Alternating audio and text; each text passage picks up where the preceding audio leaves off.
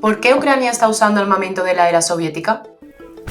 El pasado 27 de diciembre, Estados Unidos informó de la última entrega de apoyo militar a Ucrania, un paquete en armas valorado en 250 millones de dólares. Como dato de interés, Estados Unidos ha comprometido a Ucrania 44.200 millones de dólares en armamento, desde el inicio de la invasión rusa en febrero de 2022. Pero ahora, Ucrania ya no recibe tal financiación, debido al enfrentamiento interno en el Congreso de Estados Unidos entre el gobierno y los republicanos. Y ante este recorte, el ejército ucraniano ha tenido que recurrir a armas de la antigua era soviética. Recuerda que Ucrania fue parte de lo que ahora es Rusia, hasta que se independizó en 1991 tras el colapso de la URSS. Muchas armas de esa época no funcionan con precisión y otras ni siquiera son balas explosivas, sino de humo. Actualmente la mayoría del armamento que recibe Ucrania procede de países europeos como Alemania y Reino Unido, y porque el primero de la lista sigue siendo Estados Unidos, Ucrania continúa a la espera. Extra special braids is what 6-year-old Elmira wants for school, because simply going to school is special here in Kharkiv. And it's dangerous. So dangerous, they had to move classes underground. For many children here in Kharkiv, this is the reality of their school day. They go down into the subway because everywhere else in the city is simply unsafe. The city built classrooms here. They call it the Metro School. How are you this morning? I'm fine, thank you. How are you? Здесь мы ничего не услышим. Here we won't hear anything, she says. Ничего не слышим. Что слышим? Hear what, I ask. The bangs, she says. Бабаш. Bangs happen nearly every day here in Kharkiv. Russia's army shelling the city, killing and wounding hundreds since the beginning of the invasion. But down here, kids can be kids. The classrooms are soundproof, blocking out not just the noise of the subway that's still running, but also the thunder of the war that has already affected these youngsters so much. On my birthday, for some reason, a war broke out, Elmira tells me. February 24th, 2022. All Elmira wanted was to celebrate her 5th birthday. But Vladimir Putin's troops were already storming Kharkiv, Firing from Russian territory towards the territory, I would say around Kharkiv. Reporting from the Russian side of the border, I saw the invasion firsthand. On the receiving end, instead of the birthday party, Elmira and her friends had to go to the bomb shelter. I even started crying, she tells me. I thought it would be the end. They try not to talk too much about the war in the subway school, but the children coming back here now have been scarred for life, the teacher says. They had the look of adults who had already experienced hardships, she says, experienced the hard days and months of this war. There are no regular functioning schools in Kharkiv. It's either the subway or online classes.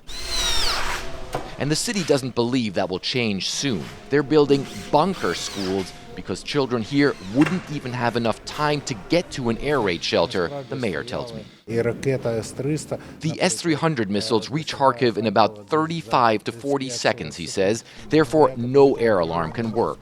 And the only way out is to build such underground facilities, real underground schools. Back at the subway school, every day, a minute of silence for those killed by Vladimir Putin's war against Ukraine.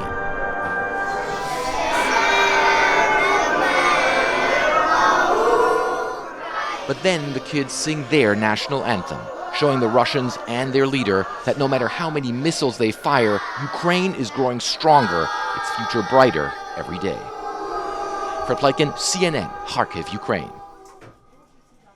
Well, this is a Black Sea fleet that, according to Ukrainian authorities, has now lost a third of its capability, which is an extraordinary figure when you consider it. And this, the latest win for Ukrainian forces, specifically the special forces that carried out this overnight raid. Now, what's interesting about this, beyond the fact that they took out this extra Russian landing ship, is, of course, the way they went about it. These are Magura sea drones they were used. They're basically powered by jet ski. They're Ukrainian made. And of course, that's significant, Phil, because we know that Ukrainian armed forces have been trying to ramp up their production of their own weapons and using much more effectively than they had before drones, not only along the the front lines on land. But of course, in the Black Sea, we saw another big guided missile ship taken out earlier this month, again by these very same Ukrainian drones.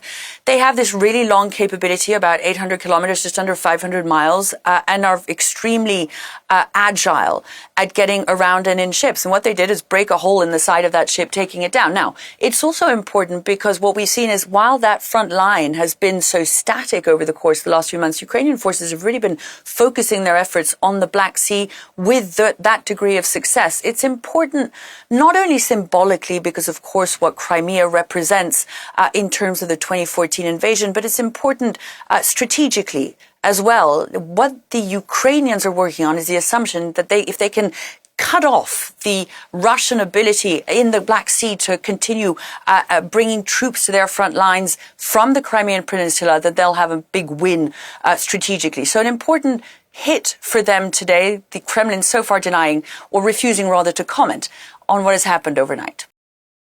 A German-made Leopard 2 tank hitting Russian positions on the Eastern Front. This video provided by the 21st Mechanized Brigade showing, they say, how effective Western weapons are on the battlefield.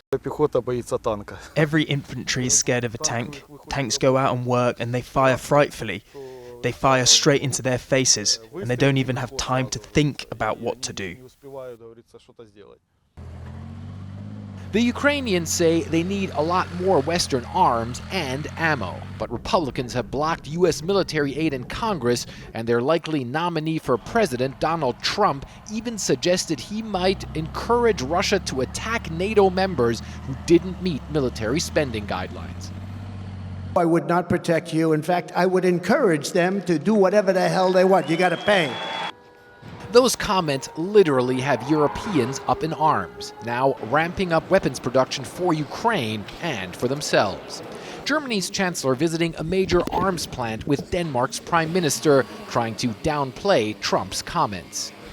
NATO is of essence for the United States, for Canada, for the European countries, and we cooperated so long since World War II, and this is really something which is a good alliance for the future. We stick to it, the President of the United States sticks to it, and I'm sure the American people will do so. But Denmark's prime minister says she has no illusions. U.S. support for European NATO members no longer seems certain.